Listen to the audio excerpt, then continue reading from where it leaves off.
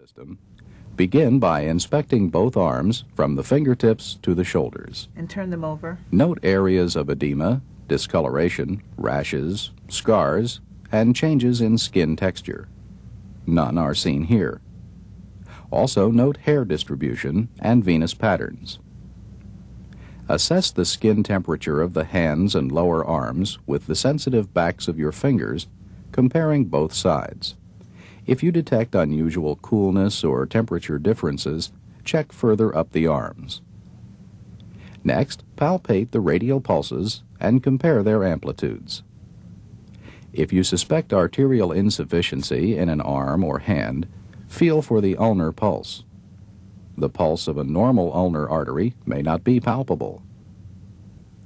To help determine the patency of the ulnar artery, perform the Allen test. Place your thumbs lightly over the radial and ulnar arteries and tell the patient to clench his fist tightly.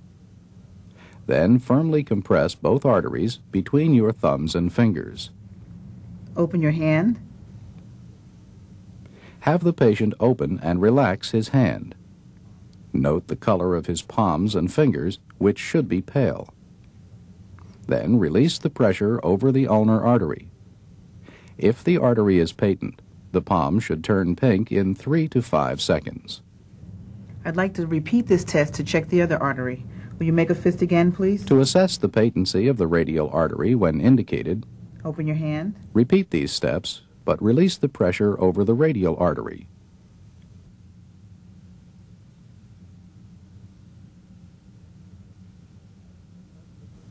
Next, assess the brachial pulse. Flex the patient's elbows slightly. Then, with the thumb of your opposite hand, palpate the pulse at the antecubital crease, just medial to the biceps tendon. Then try to feel the epitrochlear node.